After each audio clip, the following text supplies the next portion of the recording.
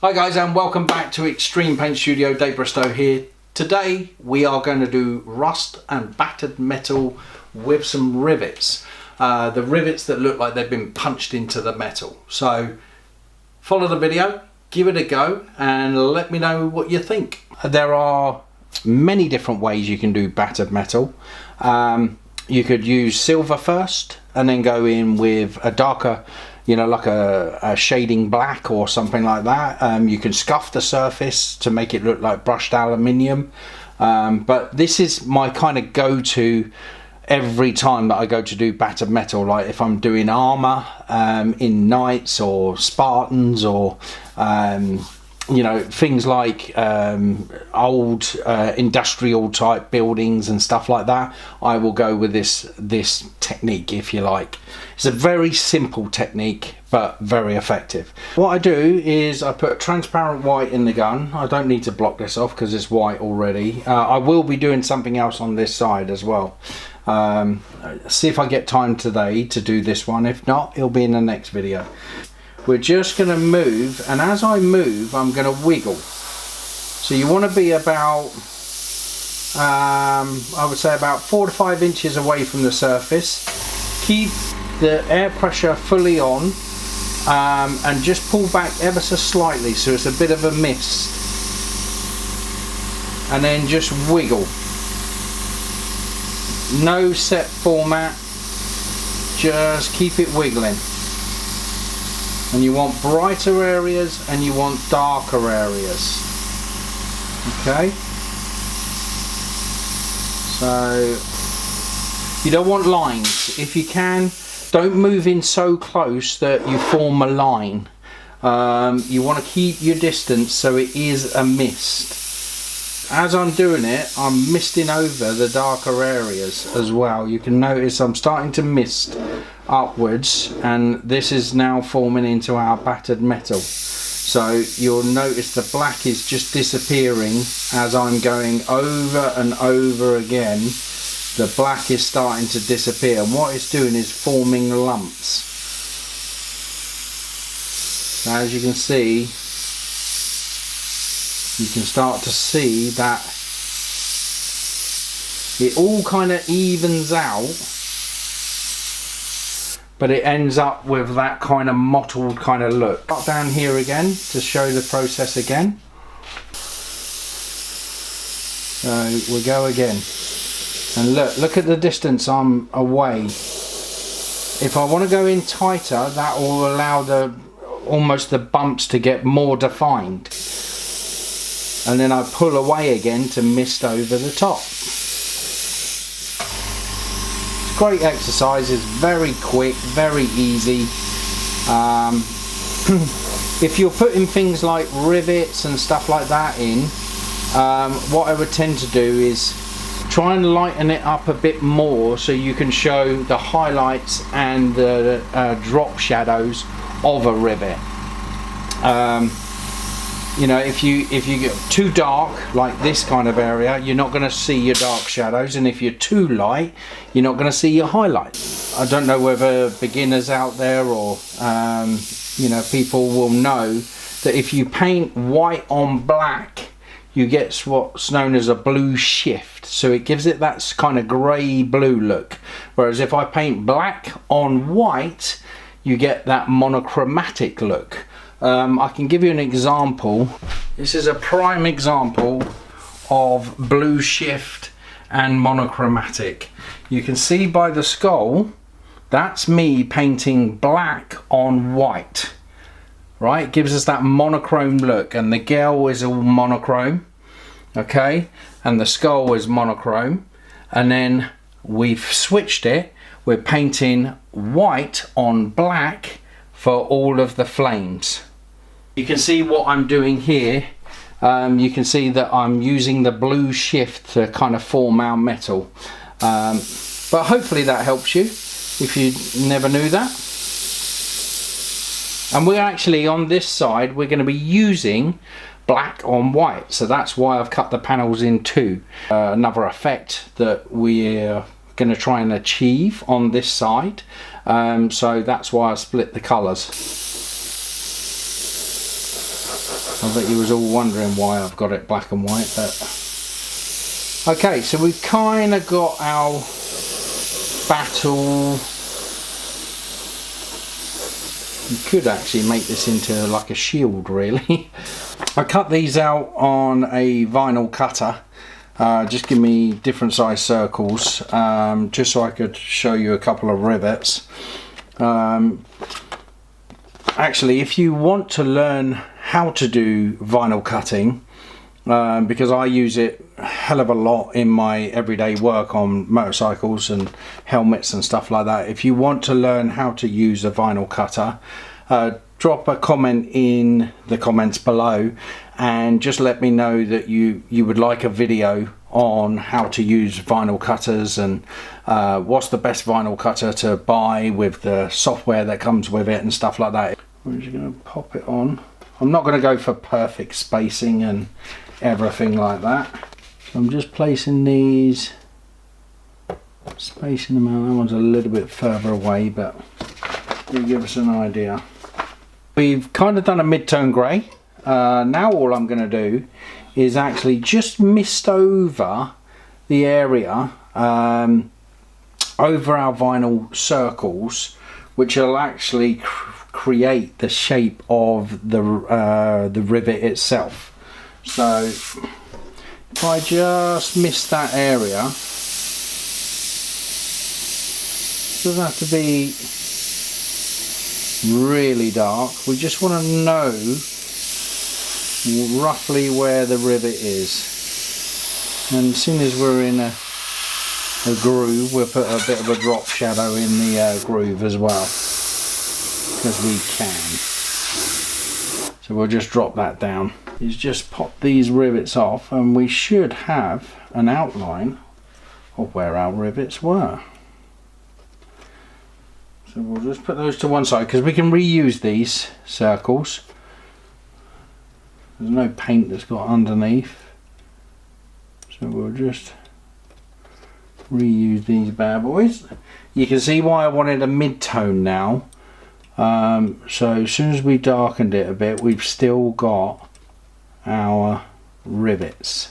So now what we want to do is we want to pick on inside each rivet. What we want to do is form a very little C. What we want to do is stay away from this edge. Okay, we want to get in nice and tight with the airbrush, and we want to do a C, like a smiley face, halfway round. Okay, like that. So this is with the black. So we'll get in nice and tight. Make sure your airbrush is flowing good, and you want more of a haze as opposed to a dead straight line like that, right? You don't want it detailed like this. Okay, you want it almost a mist, so you want to be a couple of inches away from the surface and you just want to roll it like that. Once you've got your paint flowing, just let it roll. These may not come out perfect, but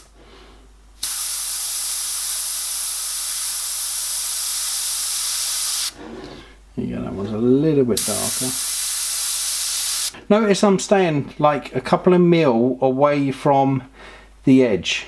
Okay, I'm not going right up to the edge. We're going to go above the circle, but leaving a gap between that and the actual circle itself.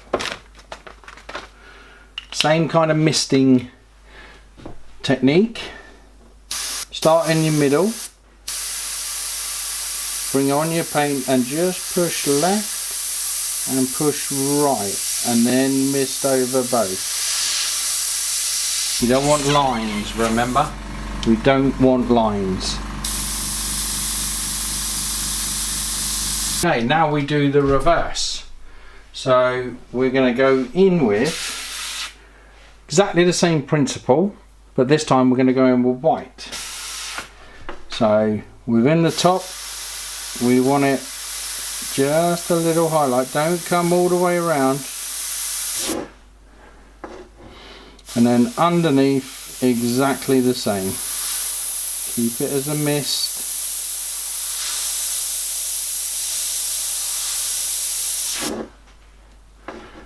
Okay, this is your very basic rivet.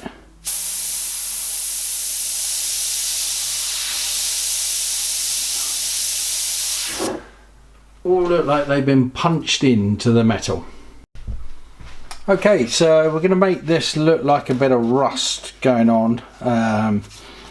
So the colours I use for rust, burnt sienna or transparent sienna, depending on what paint range you go with. Createx, I think it's burnt sienna.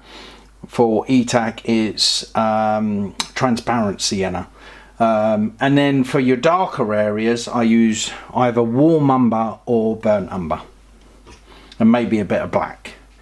So what I'm going to do is I'm just going to basically form at the bottom of a few rivets and then just allow it to run down. So all we're going to do is I've got transparent sienna in the gun, and I'm just going to let it build at the bottom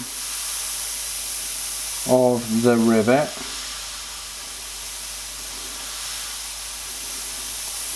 Okay, and then I'm just going to allow it to run down.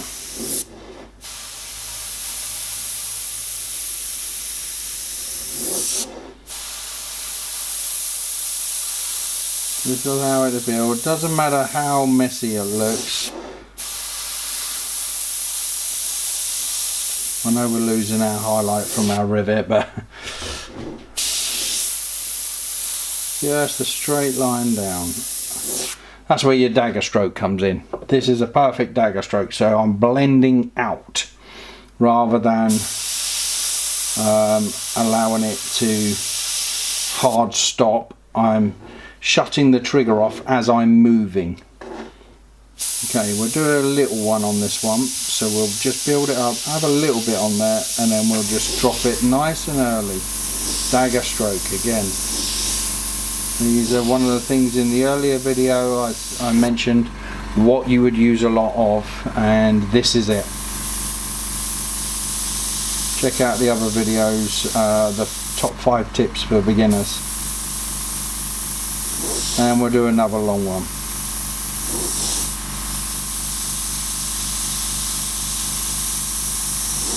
There we go, we've got a bit of rust going on. Let's have a little bit coming from underneath as well. Just from underneath the shield. Just drag it down. Drag it down.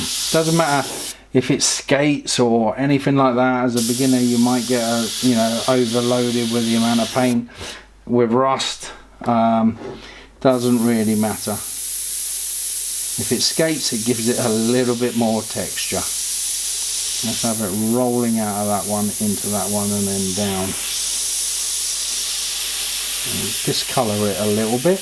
You can discolour the rivets just by hitting it a bit with the trans sienna. And then I use this, which is, I call it the fluffy, but it's basically just a bit of wadding, and I just spray through it. I use this a lot for rocks, marble, even skin tones, mountains, backdrops, things like that. And I'm going to go quite heavy because I want it to be spotty, but you can see we can get a nice texture out of it. And then all we do is air dry that, and then we can just put our own little patterns in it as well. And we can even add a little bit of skating going on, who cares. And then just a little bit of rust out of that. So if you had writing and stuff like that, it's, you know, this texture is really good for getting in there and creating, you know, real nice rust.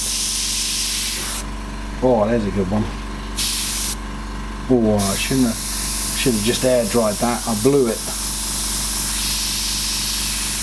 Just blow it around a bit.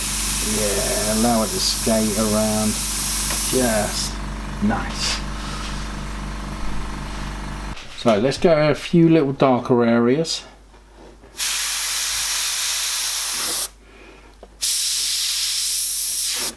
We can go along the edge if we want to let that dry a little and then pick on an edge. So as if it's got an edge to the metal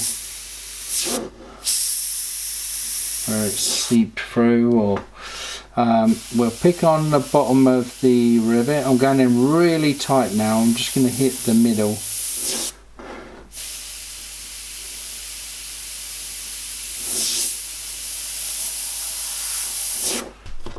Oh, if you want to panel your battered metal, we could do the same actually. We could just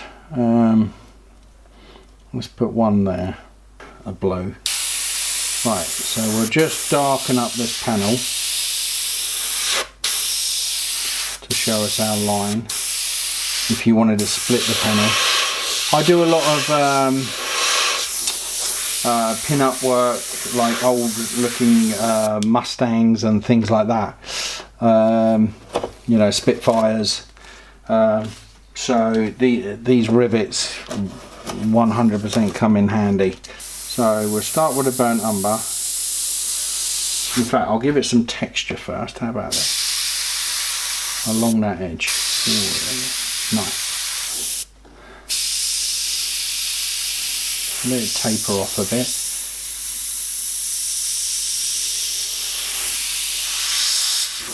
Alright, and then we'll drop it down. Just in a couple of places. Even if you're painting murals and things like that, this kind of stuff comes in handy. Right, we'll switch up to our trans sienna and we'll turn that into rust. And then we'll get in there nice and tight as if it's building up along that edge. Look at that. Nice. Let it run.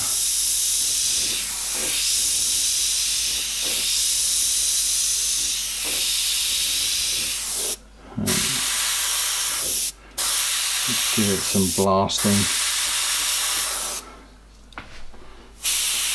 I know I'm going overkill, but